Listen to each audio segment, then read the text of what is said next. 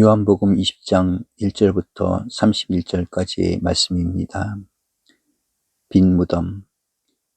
안식일 다음날 이른 새벽의 일이었다. 아직 어두울 때 막달라 여자 마리아가 무덤에 가보니 무덤을 막았던 돌이 이미 지워져 있었다.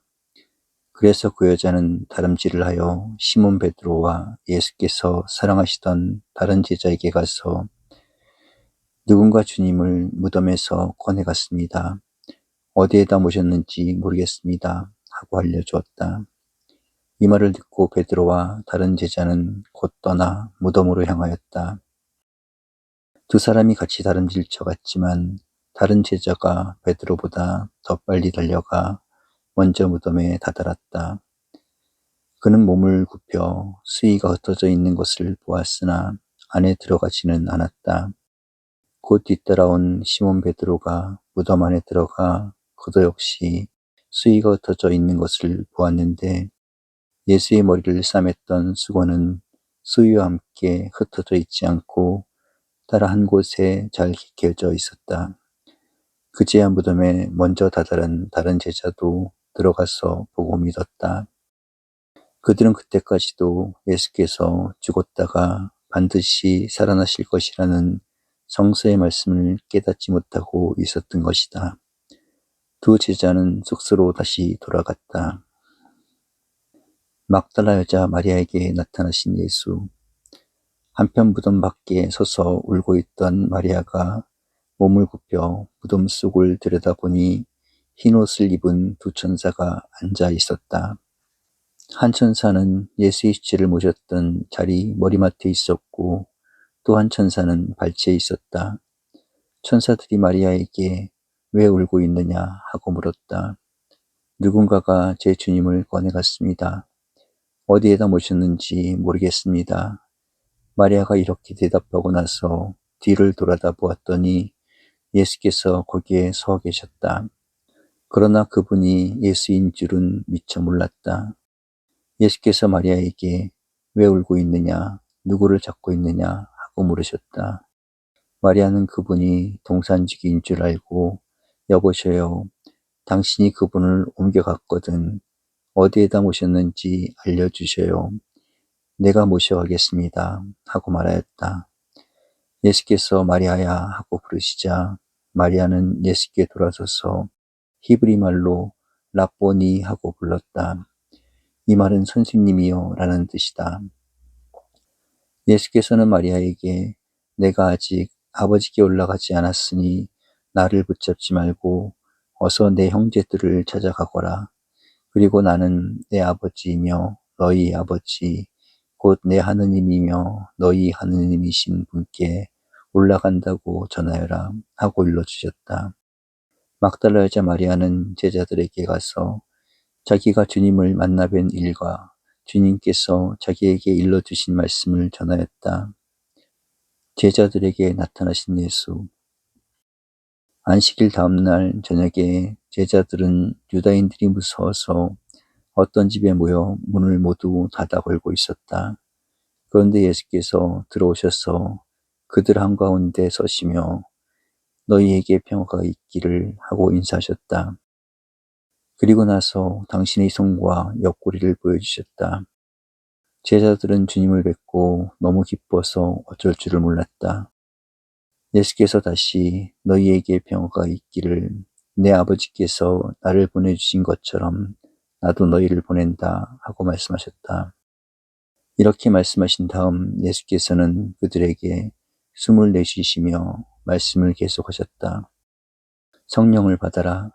누구의 죄든지 너희가 용서해주면 그들의 죄는 용서받을 것이고 용서해주지 않으면 용서받지 못한 채 남아있을 것이다. 토마의 불신앙. 12제자 중 하나로서 쌍둥이라고 불리던 토마는 예수께서 오셨을 때 그들과 함께 있지 않았었다. 다른 제자들이 그에게 우리는 주님을 배웠소 하고 말하자 토마는 그들에게 나는 내 눈으로 그분이 손에 있는 못자국을 보고 내 손가락을 그 못자국에 넣어보고 또 내 손을 그분의 옆구리에 넣어보지 않고는 결코 믿지 못하겠소 하고 말하였다. 여드레 뒤에 제자들이 다시 집 안에 모여 있었는데 그 자리에는 토마도 같이 있었다. 문이 다 잠겨 있었는데도 예수께서 들어오셔서 그들 한가운데 서시며 너희에게 평화가 있기를 하고 인사하셨다. 그리고 토마에게 내 손가락으로 내 손을 만져보아라. 또 내 손을 내 옆구리에 넣어보아라. 그리고 의심을 버리고 믿어라 하고 말씀하셨다. 토마가 예수께 나의 주님, 나의 하느님 하고 대답하자 예수께서는 너는 나를 보고야 믿느냐? 나를 보지 않고도 믿는 사람은 행복하다 하고 말씀하셨다. 이 책을 쓴 목적. 예수께서는 제자들 앞에서 이 책에 기록되지 않은 다른 기적들도 수없이 행하셨다. 이 책을 쓴 목적은 다만 사람들이 예수는 그리스도이시며 하느님의 아들이심을 믿고 또 그렇게 믿어서 주님의 이름으로 생명을 얻게 하려는 것이다. 오늘 우리는 다 같이 주님의 부활을 뜻하는 계절을 또 절기를 맞고 있습니다. 지난 한 주간 동안 고난주간을 보냈고 부활절을 맞게 된 것입니다. 교회에 모여 찬양도 드리고 또 우리 마음의 기쁨을 서로 나누기도 했습니다.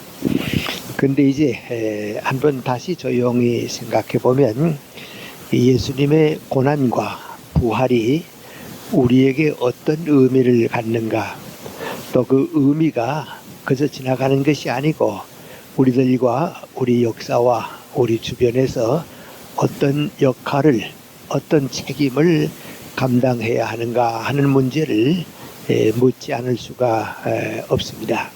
그렇게 생각하면 많은 대답을 묶어서 간단한 대답을 얻을 수 있습니다. 그것은 예수님과 더불어 고난을 받은 고난과 부활에 동참한다고 하는 것은 예수님 대신 고난받는 우리 이웃에게 동참하고 그들에게 예수님을 통해서 희망을 주는 것이 부활절이 갖는 살아있는 능력의 의미가 되는 것입니다. 그래서 예배를 드리고 찬양하고 우리가 즐거움을 나누는 것보다도 예수님 대신 고난받는 이웃들에게 동참하고 그것을 통해서 그들에게 희망을 주는 것이 그리스도의 순환과 부활의 역사적 의미를 되새기는 것입니다. 그리고 또 우리에게 주어진 주님께서 부탁하신 책임입니다. 주님께서 받으신 고난을 우리도 받고 주님께서 주신 희망을 우리도 나누어서 줄 수 있는 책임, 그것이 부활이 갖는 우리의 중요한 뜻입니다. 그런 의미에서 부활은 고난을 겪은 우리들에게 하나의 희망의 약속이 되는 것입니다. 이제 그런 생각을 하게 되면 우리 주변에서 제일 먼저 우리가 생각하게 되는 것은 고난을 받는 이웃에게 동참을 하는 일입니다. 그들과 더불어 동참하는 것이 오늘 예수님 대신 고난에 동참하는 고난주간을 맞는 우리들의 뜻이 되는 것입니다. 이제 그런 사람들은 어떤 사람인가 하는 생각을 하게 됩니다. 전에 한번 우리는 사마리아 여인에 대한, 사마리아 사람들에 대한 얘기를 나누었습니다. 강도 만난 사람이 있는데 제사장도 레위 사람도 그냥 지나가고 사마리아 사람이 그들에게 사랑을 베풀었다고, 그것이 이웃에 대한 하나의 예수님의 교훈이었습니다.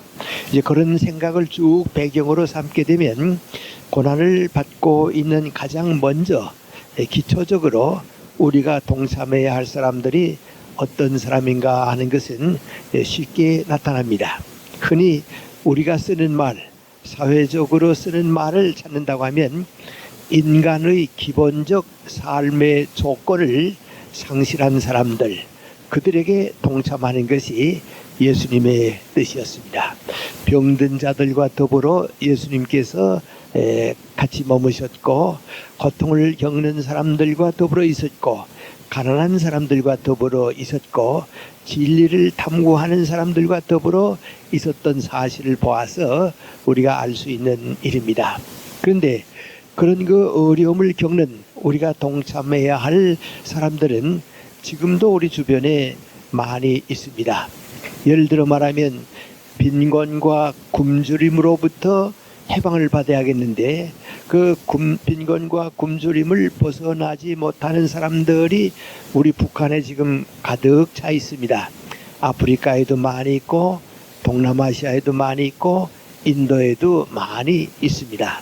다행히 최근 우리는 거기에서 조금 벗어났다고는 생각합니다만은 우리 주변에도 빈곤과 굶주림으로 인해서 사람의 기본적 삶의 조건을 상실한 사람들이 많이 있습니다. 또 한때 우리도 그렇게 살았습니다. 이제 그런 사람들에게 동참한다고 하는 것은 우리 항상 생각하는 겁니다만은 과거보다도 더 열심히 일해야겠습니다. 우리에게 주어진 직업과 내가 맡은 일에서 경제적 혜택을 나누어 줄 수 있을 정도로 열심히 일해야겠습니다. 그래서 정직하게 우리에게 주어진 수입의 10분의 1은 예수님을 대신해서 가난한 사람들을 위해서 베풀 수 있는 뜻을 우리 모두가 한 번 더 강하게 가지야겠습니다. 저는 경제 문제를 무슨 이론적으로 꾸민다든지 또 이렇게 경제학적으로 얘기할 가능성은 자신은 없습니다. 그러나 우리 자신의 경제 생활을 어떻게 이끌어갈 것인가 할 때 열심히 일해야겠습니다. 그래서 다른 사람에게 도움을 받지 말고 도움을 주면서 살아야겠습니다. 그래 그 열심히 일해서 주님께서 축복해 주신 것 가운데 10분의 1은 예수님을 대신해서 가난한 사람들을 위해서 쓸 수 있는 노력과 정성, 그것이 바로 우리도 가난한 사람과 동참할 수 있는 길이 되는 것입니다. 그리고 나아가서 우리가 원하고 싶은 것은 존경받는 기업인들이 이 땅에 많이 생겨지기를 원하고 있습니다. 최근 우리는 뭐 이렇게 신문에 여러 기사들을 보는 가운데 두 사람을 좀 비교해 보게 됩니다. 미안합니다만은 꼭 그 두 사람을 비교하는 것은 저의 위치나 여러분의 위치에서인지 잘 모르겠습니다. 그렇습니다. 한 분은 우리나라에 잘 알려진 장로였습니다. 그 장로 기업가로 정부에서도 인정하고 그랬습니다. 그런데 그 사람이, 그 장로가 부실 회계를 만들어 놓고 기업을 망가뜨려서 그 기업을 다 빼앗겨 버리고 말았습니다. 지금은 감옥에 가서 사는 생활이 됐습니다. 근데 또 한 사람이 신문에 보도되는 것을 보면 그런 크리스찬은 아닙니다. 또 종교하고도 거의 무관하지 않은가 하는 생각을 합니다. 그런데 지금까지 우리나라 기록에서 가장 많은 상속세를 나라의 세금으로 바쳤다고 하는 소식을 전해 듣고 있습니다. 그때 우리는 이 두 사람을 비교해 볼 필요가 있습니다. 누가 더 기독교 정신에 알맞는 사람이고 누가 더 빈곤과 굶주림에 허덕이고 있는 사람들에게 참여했는가 하는 생각은 스스로 대답을 얻게 되리라고 생각합니다. 어쨌든 우리는 아직도 우리 주변에 있는 많은 빈곤 때문에 고생하는 사람들에게 참여하고 그들에게 희망을 주는 책임을 가지고 있습니다. 그 다음에 두 번째, 인간의 기본적 삶의 조건을 상실한 사람들은 질병과 건강 상실에서부터 오는 불행한 사람들입니다. 아직도 꼭 받아야 할 치료를 받지 못하는 사람들이 얼마나 많이 있는지 모릅니다. 저는 요사이 원불교에 대한 얘기를 좀 많이 합니다만은 이 원불교는 우리나라 불교입니다. 그리고 몇천 년 동안 내려온 그 불교의 전통적인 정신을 우리 시대에 맞게 새로 출발한 불교가 원불교입니다. 이 원불교는 인간의 기본적 삶의 조건을 상실한 사람들에게 가장 가까이 가는 종교입니다. 예를 들어 말하면 원불교는 세 가지를 우리에게 요청하고 있습니다. 그 하나는 열심히 일해라 그겁니다. 누구보다도 열심히 일하라 말이죠. 그 원불교의 지도자들과 더불어 스님도 더 열심히 일하라. 그래서 가난한 사람들을 돕고 그 빈곤에서부터 해방돼야겠다는 겁니다. 그 다음에 둘째는 민구안이 질병으로 고생한 사람들이 많이 있는데 과거와 같이 불상 앞에 가서 절하고 그들에게 무슨 이게 그 받침으로써 병을 낫게 해달라고 하는 그런 데서 벗어나서 많은 의사를 키우고 병원을 건설해서 석가님의 뜻을 과학과 의술을 통해서 베풀려라 말이죠. 그것이 원불교의 두 번째 뜻입니다. 여러분이 지금 우리 잘 아십니다마는 익산에 가게 되면 이 원불교 본부가 있습니다. 거기에는 원광대학이 있고 거기에 또 의과대학이 있고 그렇습니다. 그리고 원불교에서 하는 세 번째 맹구안이 교육을 하지 않으면 무지하게 되면 모든 종교가 미신이 되고 마니까 무지로부터 해방시키기 위해서 교육을 하라고 그랬습니다. 이것은 우리나라에서 탄생된 원불교가 이 땅 위에서 가장 기본적인 조건을 상실하고 있는 인간들에게 가까이 가려고 하는 교훈입니다. 여러분, 저는 이 문제를 생각할 때 말이죠, 우리 기독교도 이런 점에 대해서 한번 깊이 반성을 해봐야 합니다. 그래서 불교라고 해서 다른 사람들의 문제라고 해서 몰래할 게 아닙니다. 우리 기독교도 인간의 기본적 삶의 조건을 상실한 사람들에게 가까이 가야 하는 겁니다. 그래서 이 질병과 건강 상실에서부터 오는 사람들에게 동참하고 사랑을 베푸는 일을 많이 해야 합니다. 의사들을 많이 배출해야겠고요. 보건정책에 마음을 써야겠고 그렇습니다. 이번에 뉴스를 들으니까 북에 어린 애들이 홍역으로 많이 죽는데 홍역 예방약이 없는 모양입니다. 그래서 전 세계적으로 모아서 그 아동보호 기금을 가지고서 500만 명이 북한에 있는 어린애들 가운데 500만 명이 홍역 예방주사를 맞았다 하는 소식을 듣습니다. 그거 하자고 하는 겁니다. 그런 뜻을 베푸는 겁니다. 그 예수님께서 환자들을 돌봐주신 뜻과 통하는 일입니다. 제가 몇 해 동안 이 월드비전의 이사로 있어서 살합니다마는 이 월드비전이 바로 그런 뜻을 하는 겁니다. 질병과 어려움을 겪는 사람들에게 인간다운 삶을 되찾아 줄 수 있어야 하는 겁니다. 그 다음에 세 번째 우리에게 주어진 기회가 있습니다. 그것은 기본적인 삶의 조건을 상실한 또 하나는 무지입니다. 교육을 받지 못한 겁니다. 그리고 지식을 준다고 해도 편견에 빠지게 해서 인간을 오히려 불행하게 만드는 것입니다. 그래서 교육을 많이 시키고 인간들이 갖추어야 할 기본적인 교육과 지식을 갖추어야 하는 것입니다. 저는 저 자신이 어릴 때 경험을 했습니다. 우리나라의 주권을 잃고 일본의 이제 강압 정치 밑에 있을 때 우리가 사는 길이 무엇인가 하는 생각을 자꾸 찾아봅니다. 그때 제일 많이 찾은 게 민구안이 교육입니다. 교육을 해야 한다고. 그래서 많은 사립학교들이 교회를 통해서 세워졌습니다.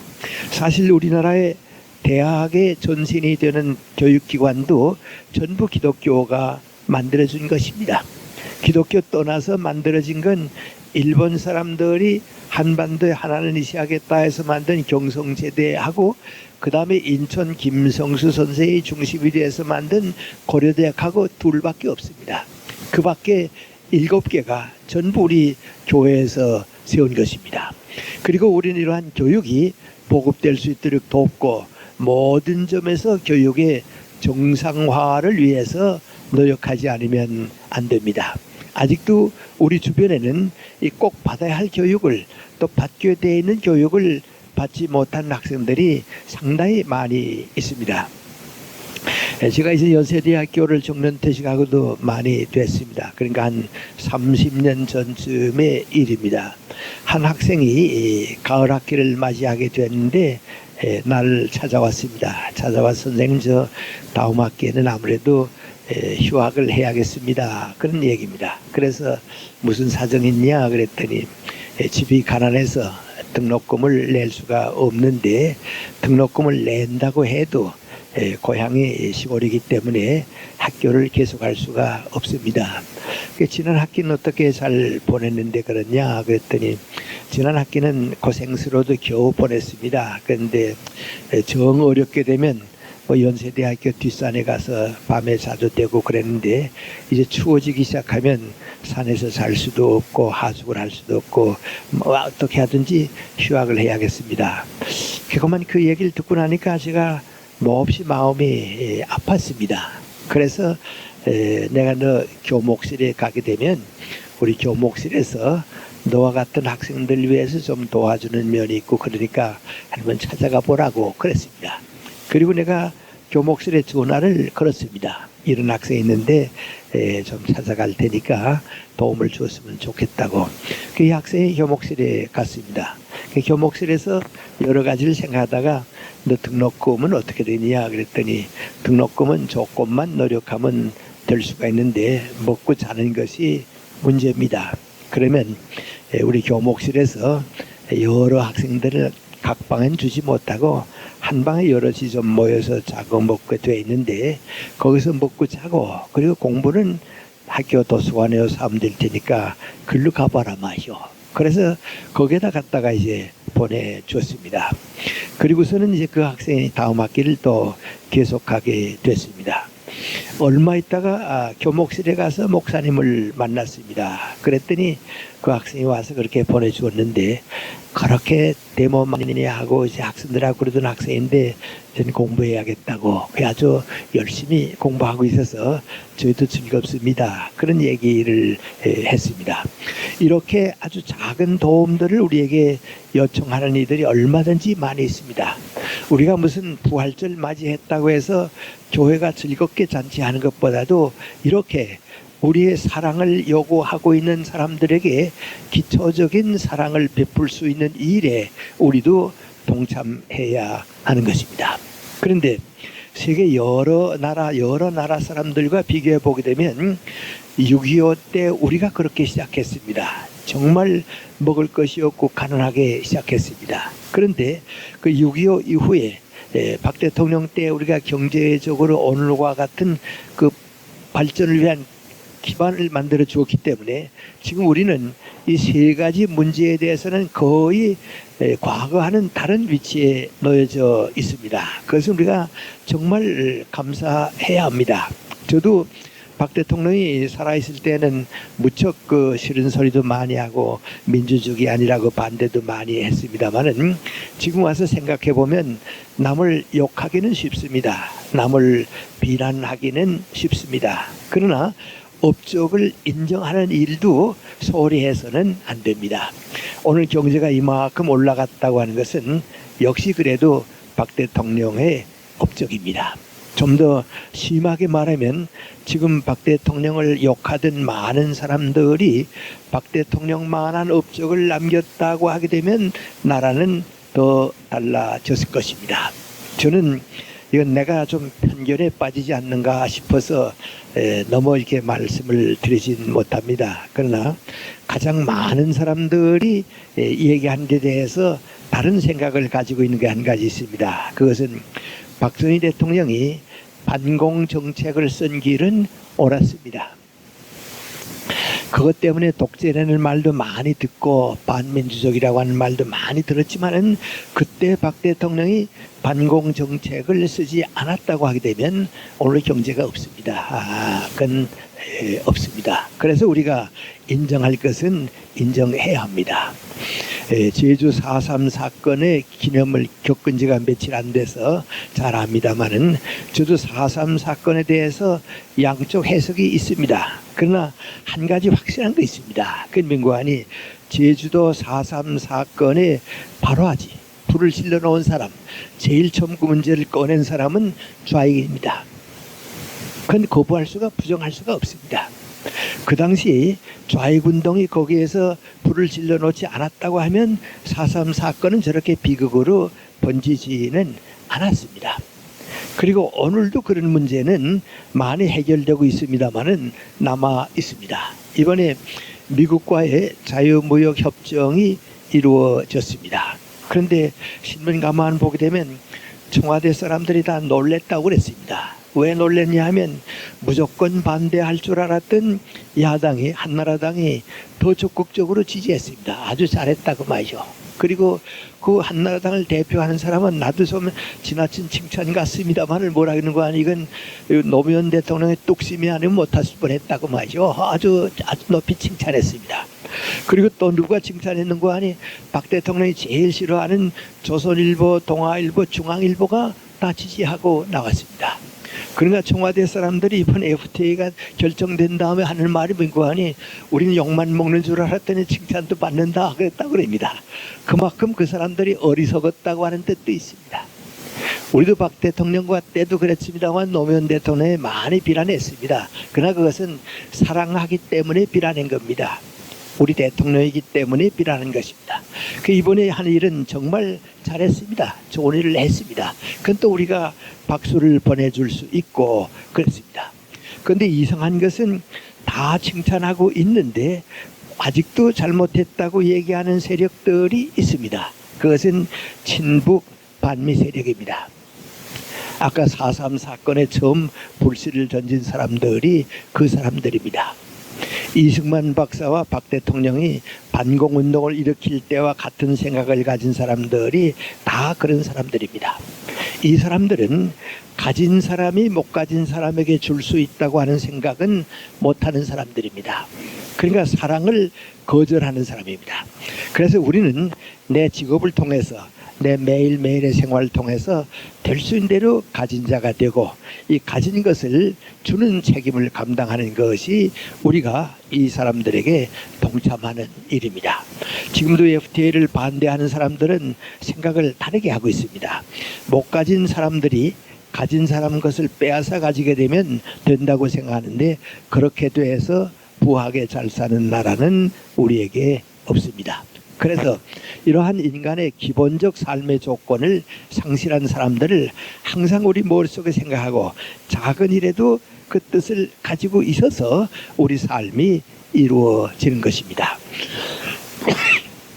그 다음 두 번째, 우리가 동참한다, 버림받은 사람들 혹은 고난을 받는 사람들한테 동참한다 하는 것은 우리 사회생활에 있어서, 사회생활과 대인관계에 있어서 사회 악을 배제하는 겁니다. 이 사회 악을 배제하지 못하면 언제나 불행한 사람들, 고난을 겪는 사람들은 우리 주변에 항상 있게 돼 있습니다. 그래서 이 사회의 악을 어떻게 배제할 것인가, 그 생각은 항상 우리에게 주어진 책임입니다. 그런데 사회의 악을 어떻게 배제할 것인가 할 때 가장 나타나는 첫째 문제는 뭔가 하니, 사회의 악을 누가 만들고 있는가, 그리고 무엇이 사회의 악인가, 그 정의를, 그 정체를 밝혀야 합니다.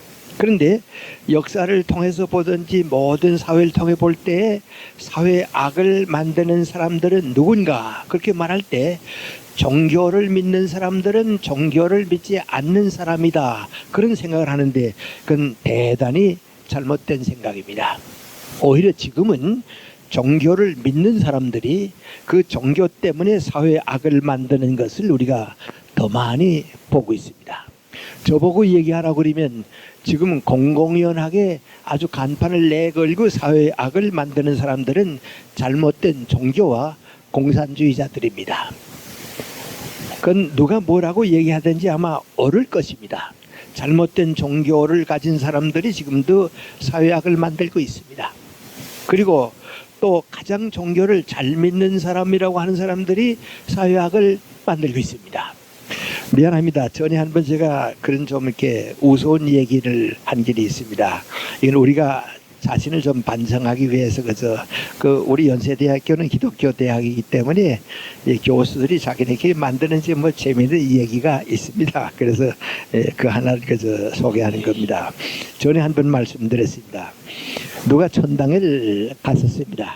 가서 안내하는 사람에게 전당에 와 보니까 참 좋은데 좀 이렇게 한번 둘러보게 해주실 수 없습니까? 그랬더니 그러자고 그래 안내를 하는데 제일 처음에 큰 방인데 이건 평신도들이 머무는 전당방이라고. 근데 당신이 거기서 머물게 될 테니까 거긴 뭐 가볼 필요가 없고 그 옆에 방부터 보자고.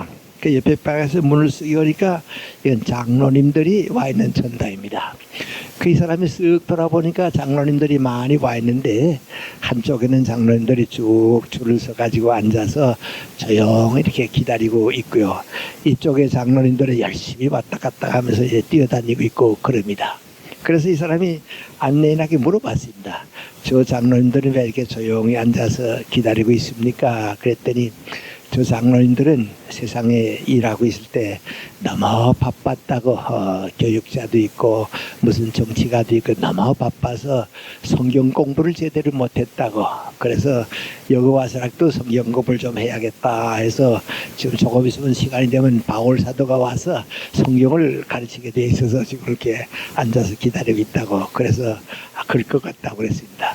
근데 여기 장로님들은 왜 이렇게 왔다 갔다 뛰어갑니까? 그랬더니 그 장로님들은 세상에 있을 때 감투를 못 써봤다고. 그래서 여기 와서도 감투 쓰고 싶어서 지금 수석 장로 투표하느라고 지금 선거운동을 하고 왔다 갔다 한다고 말이죠. 그래서 그랬냐고 말이죠. 그랬다는 겁니다. 그 다음에 그 옆에 방에는 목사방입니다. 그 목사방에 들어가 봤더니 생각보다는 아주 수가 적습니다. 그리고 다 조용히 앉아 있습니다.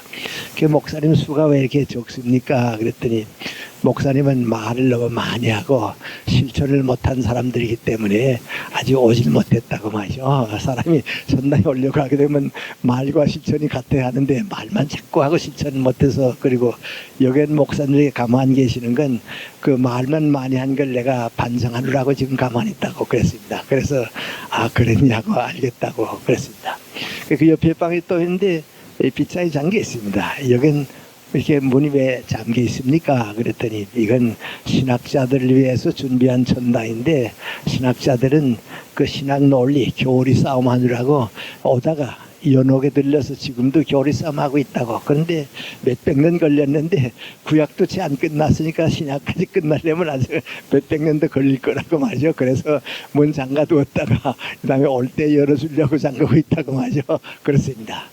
우리는 교리 가지고 죽기도 하고 재판도 하고 그랬습니다. 그리고 많은 역사의 어려움을 남겼습니다. 그러나 그것이 우리가 사회 악이 아니라고 볼 수도 없습니다. 그래서 우리가 표준을 좀 바꿔야 합니다. 그럼 이 사회 악을 배제해야겠는데 사회 악은 어떤 것인가? 첫째는 한마디로 말하면 반이성적인 것이 사회 악입니다. 하나님께서 우리 모든 사람에게 옳고 그른 것을, 정당한 것과 진실과 거짓을 가릴 수 있는 이성을 다 주었습니다. 그 이성을 어기는 사람들, 반이성적인 사람을 우리는 사회악을 만드는 세력이라고 봐야 합니다. 그 세력을 우리가 악의 세력이라고 보고 옛날 같으면 악마라고 불렀을지도 모릅니다. 암만 종교라고 해도 반이성적인 것은 사회악입니다. 암만 내가 신앙을 많이 가지고 있다고 해도 반이성적인 것은 이것은 사회악입니다. 예를 들어 말하면 진실이 없는 세상, 이건 이성이 없는 세상입니다. 그리고 거짓이 가득 차 있는 세상, 이런 세상은 우리가 받아들일 수가 없습니다. 그래서 언제든지 좀 더 정직하고 좀 더 진실을 위해서 싸우는 노력이 없어서는 안 됩니다. 그래서 진실이 없는 세상을 정직한 사회로 바꾸어야 하겠습니다. 전 요새 서울대학 총장으로 있던 그 정은산 씨인가요? 그분이 정치에 간다 하는 그 얘기들이 많이 돕니다. 그때 제가 유진호 선생을 생각을 해봅니다. 유진호 선생은 상당히 사회 경험을 많이 가진 사람입니다. 그래서 그때 야당이 세 사람의 대표를 뽑아가지고 그 중에 한 분을 대통령 후보로도 모시고 우리 야당 총재를 모시자 해서 교섭을 했습니다. 그 세 사람 가운데 한 사람은 백낙준 박사고 또 한 사람은 이제 오래 이제 밖에 나가 있던 군인 생활을 한 분이고 그다음 또 한 분이 유진호 씨입니다. 그래서 이 세 사람 가운데서 이범석 씨와 유진호 씨입니다. 그래서 백낙준 박사나 또 이범석 씨보다는 그래도 현실을 잘 알고 함께 고생할 수 있는 유진호 씨가 낫겠다. 그래서 고려대학 총장을 겪은 유진호 선생을 야당 총재로 모셨습니다. 그런데 이분은 정직하게 살았습니다. 그 무슨 약속이든지 어겨본 길이 없습니다. 거짓말을 해본 길이 없습니다. 그래서 그대로 믿고 있다가 차마 누구라고 얘기는 못하겠습니다만은 같은 야당의 실력과 이제 같이 일하던 사람한테 속았습니다. 그만 그 동지한테 속고 나니까 이 유진호 선생이 너무 충격을 받아서 쓰러졌습니다. 뇌졸중을 일으켜 가지고서 그만 개인도 불행해지고 정치도 못하게 되고 말았습니다. 이번 우리 서울대학 총장이 그렇게 산 분입니다. 그분이 그 거짓이 가득 차 있고 권모술수가 가득 차 있는 사회에서 정말 정치를 할 수 있을까 하는 생각할 때 그런 분들이 정치를 할 수 있도록 정직하고 믿음이 있는 사회를 만드는 책임은 우리가 져야 합니다. 이건 지도자들을 욕하기 전에 우리가 다 거짓 없는 세상을 만들어야 합니다. 그 거짓 없는 세상 가운데서 우리가 제일 지금 어려운 건 민구안이 수단 방법을 가리지 않고 내 목적을 위해서는 무엇이든지 할 수 있다고 하는 사고방식은 버려야 합니다. 그것이 지금 우리 사회를 가득 채워가지고 있기 때문에 그렇습니다. 요새 우리는 일본에 대해서 상당히 다시 한번 그 가슴 아픈 생각을 해봅니다. 그것은 아베 수상과 이번 그 밑에 있는 사람이 우리 위안부 문제가 책임이 없다고 자꾸 그럽니다. 그런데 그 위치에 있는 사람이 그 책임이 없다고 한 그 말을 듣고 난 미국, 카나다 정의와 역사의 질서를 사랑하는 사람들이 화가 났습니다. 바로 그래서 화가 난 겁니다. 고이즈미 수상보다도 이번 아베 수상이 더 그걸 들고 나서니까 저런 나쁜 사람들이 있냐고 말이죠. 저러고서 어떻게 그 민족을 이끌어가고 역사를 이끌어가는 그 지금 거기서 나타난 겁니다. 그 미국에서는 민구안이 위안부 사건 이건 죄악이다 아주 단정하려고 합니다. 카나다는 뭐까지 나타난 거 아니 보상하라고까지 나타났습니다. 그랬더니 구라파에 있는 지도자들이 뭐라 그랬습니까? 일본은 위선자라고 그러고 있습니다. 다 아는 사실을 저렇게 넘긴다고 말이죠. 그럴 수가 없습니다. 그래서 반이성적인 역사를 이성적인 방향으로 바꿔야 합니다. 고통에 동참하고 있는 사람들과 더불어 동참할 수가 없습니다. 그 책임이 바로 우리에게 주어진 책임입니다. 예수님 말씀이 너희가 빛이다 그랬습니다. 너희가 소금이다 그랬습니다. 그건 그 당시에 그 사람들에게 주신 말씀입니다만은 오늘 우리들에게 주어진 말씀 가운데 가장 중요한 교훈 가운데 하나가 바로 그것입니다. 너희는 세상의 빛이고 소금의 책임을 다 하라 말이죠. 그건 다시 말하면 민구안이 반양심적인 일은 하지 말아라. 그리고 누구든지 교회 안에 있든지 교회 밖에 있든지 어디 누구에게 있든지 반양심적인 일에는 가담하지 말아라 말이죠. 양심은 하나님께서 우리에게 주신 선한 능력의 가능성이기 때문에 양심 편에 서라고 하는 것입니다.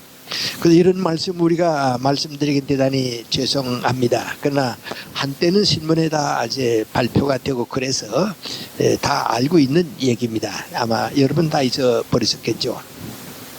서울에 한 큰 교회가 있었습니다. 그런데 그 교회에서 그 목사님 좀 반대 운동이 일어났습니다.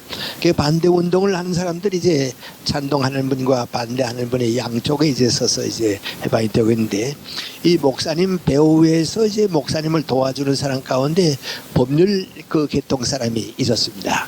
그 개통 사람이 뭐라기는 거 아니 이 다음에 목사님을 반대하는 사람이 와서 목사님을 반대하는 행동을 하면서 이렇게 멱살을 잡는단 말이죠. 이 넥타이 위에 멱살을 잡으면 그것은 구속이 됩니다. 그러니까 그걸 유도하라고 그랬습니다.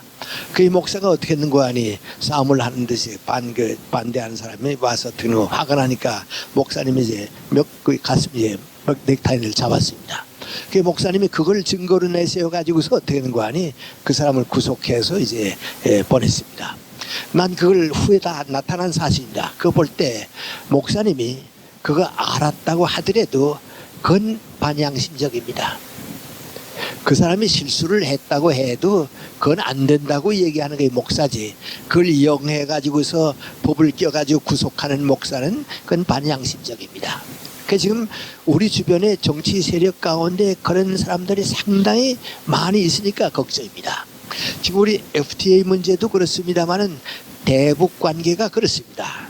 우리 자신이 그 가운데 어디다 하는 걸 뭐 이렇게 얘기는 해야 하니까 드리는 말씀인데요. 지금 북한에 대해서 우리가 가지고 있는 세 가지 태도가 있습니다. 하나는 민관이 고통에 동참하기 위해서 시련을 겪고 있고 고통을 겪고 있는 북한 동포를 구출하기 위해서 김일성, 김정일 정권은 무너져야 한다. 그렇게 생각하는 우리가 있습니다. 많은 보수주의자들이라고 볼까요? 그렇습니다. 저도 처음에는 그렇게 생각한 사람 가운데 하나입니다. 지금도 가능하다고 하면 그렇게 해서 좋다고 보는 사람 가운데 하나입니다. 그 다음에 그것이 북한도 하나의 인정받은 정권이기 때문에 북한 정권을 무너뜨리고 북한 동포를 구출하자. 그건 불가능하다. 그럼 어떻게 하느냐? 북한 정권으로 하여금 북한 동포를 해방시키자. 그 운동입니다. 북한 정권과 손을 잡아서 북한 국민을 해방시키자. 그거 제일 앞장선 사람이 누구 아니? 김대중 대통령입니다. 그리고 노무현 대통령입니다. 그리고 지금 우리 정책이 지금 그 방향으로 가고 있습니다. 김정일 정권으로 하여금 북한 동포를 구출하게 하자. 해방시키자 하는 겁니다. 그 다음에 또 하나 세력이 있습니다. 그건 민관이 북한 정권에다가 대한민국을 갖다 맡기자고 하는 세력입니다. 여러분 없다고 절대 생각하는 건 큰 과오입니다. 이승만 박사 때 그런 사람이 너무 많으니까 반공운동을 한 겁니다. 박정희 대통령이 그런 일 너무 많으니까 반공운동을 한 겁니다. 지금도 그렇습니다. 우리가 얼마나 있는지는 모릅니다만 지금 대한민국 안에도 남로당원이 많이 있습니다. 그 남로당원들은 어떻습니까? 대한민국을 김일성 정권에 갖다 맡기자고 하는 사람입니다. 그 따라가서 그렇게 해야 한다고 하는 세력입니다. 간첩이 그런 사람들입니다. 그리고 말씀드리기 죄송합니다만은 민노총 가운데 그런 사람들이 많이 있었고 지금도 있을 것입니다. 우리가 있을 것입니다. 그 사람들은 무조건 친미, 친북 반미운동에 앞장서는 사람들이 다 그런 사람들입니다. 그러니까 전교조 안에 있습니다. 그건 저는 뭐 신문이 다 우리에게 보여주고 있으니까 하는 말입니다. 학생들한테 가르치는 교재 만드는 거 보면 아시죠? 그건 민관이 대한민국을 북한 정권에 갖다가 맡기자고 하는 겁니다. 한때 건국대학 도서관을 불지른 한청년 학생들이 그들입니다. 연세대학교 인문학관을 갖다 불지른 학생들이 그들입니다. 그래서 이 셋입니다.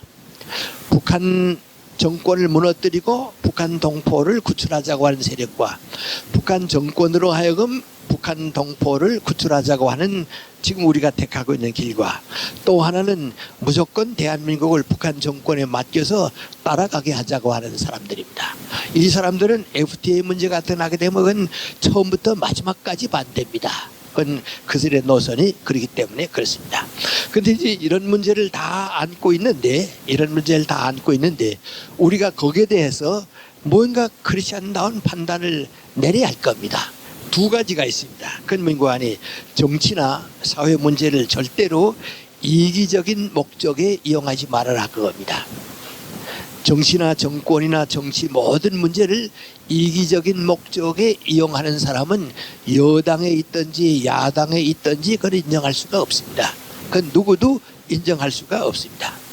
이번에 한미 자유무역 협정을 체결한 다음에 노무현 대통령은 지지하는 그 많이 뭐 적지 않게 올라간 모양입니다. 그리고 칭찬들 하는 모양입니다. 아주 잘했다 그렇게 얘기하고 있습니다. 그건 바로 뭡니까? 이기적인 목적에서 떠났기 때문에 그렇습니다. 만약에 야당 가운데서도 정치를 이기적인 목적으로 이끌어가는 사람들이 있을 때 그건 안 됩니다. 그래서 이기적인 목적을 가지고 살지 말고 국가와 민족을 위해서 내가 무엇을 할 것인가 하는 목적을 가져야 합니다. 전 개인의 생각입니다. 우리 노무현 대통령이 이번에 이제 무역협정을 맺었는데요. 그거 깨닫는데 아마 한 4년 걸린 것 같습니다.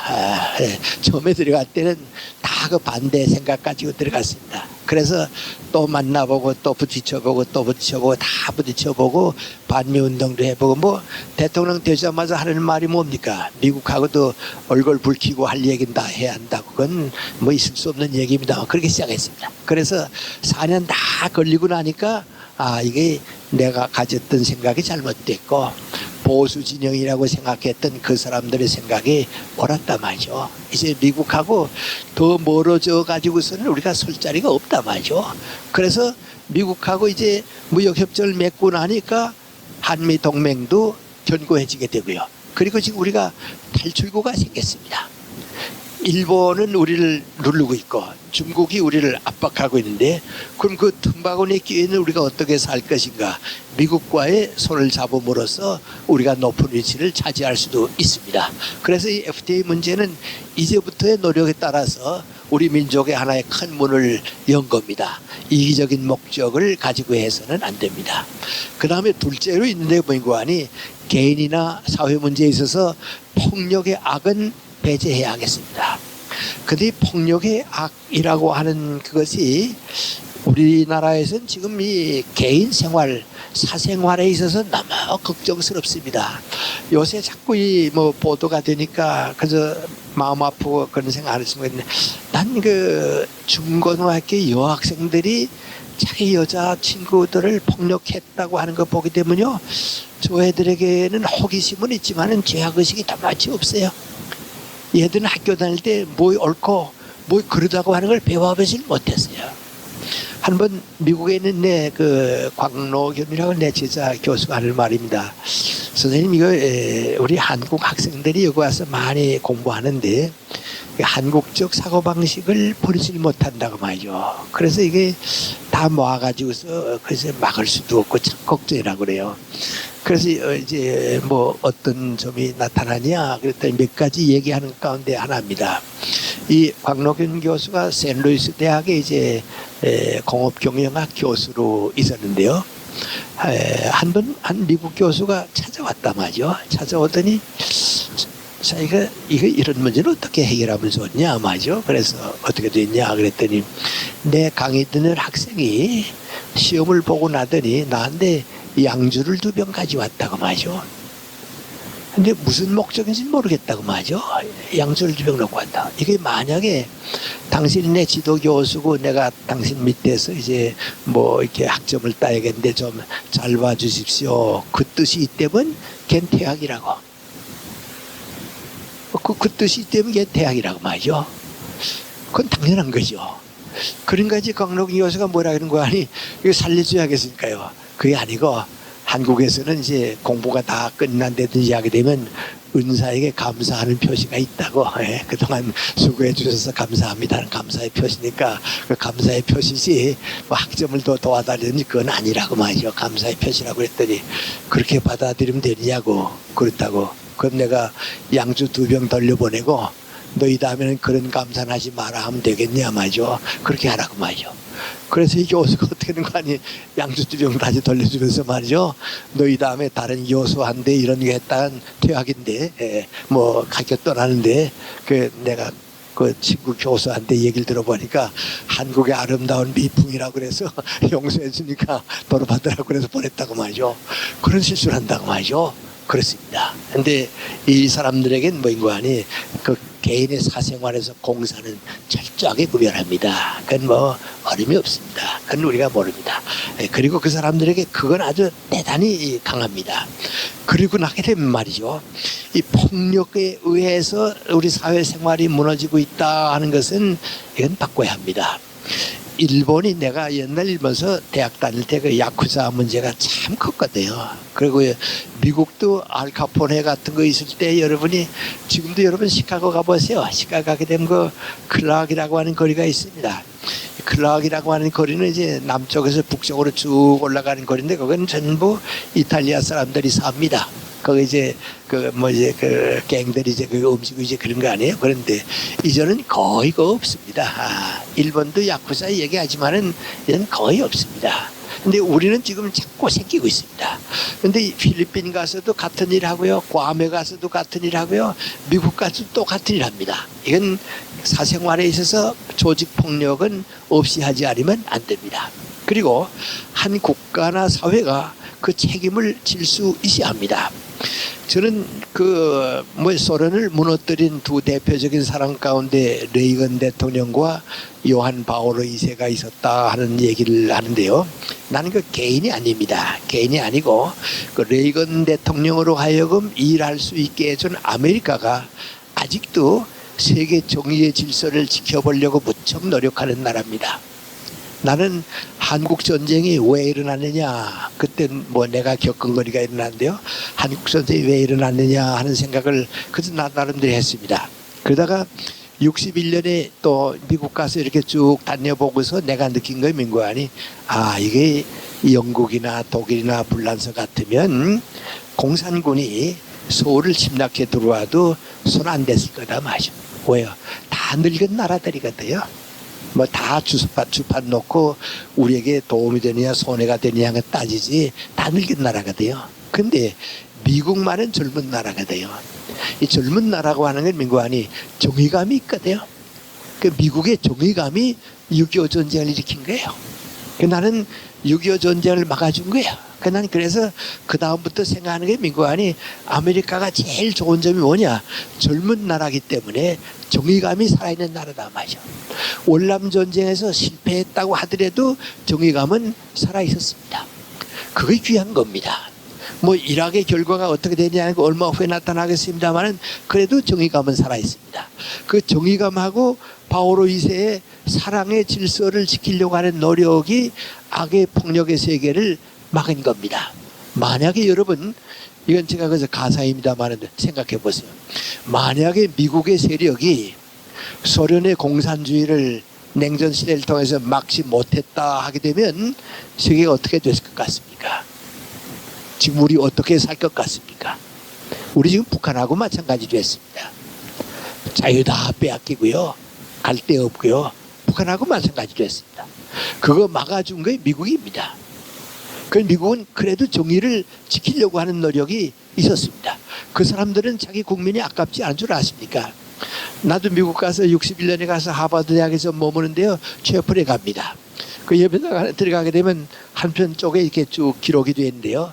거기에 뭐 있는 거 아니, 한국 전쟁에 나가서 전사한 하버드 대학생들의 명단이 쭉 거기에 있습니다. 하버드 대학생이 한국 전쟁에 나와서 전사인 명단이 거기에 쭉 기록되어 있습니다.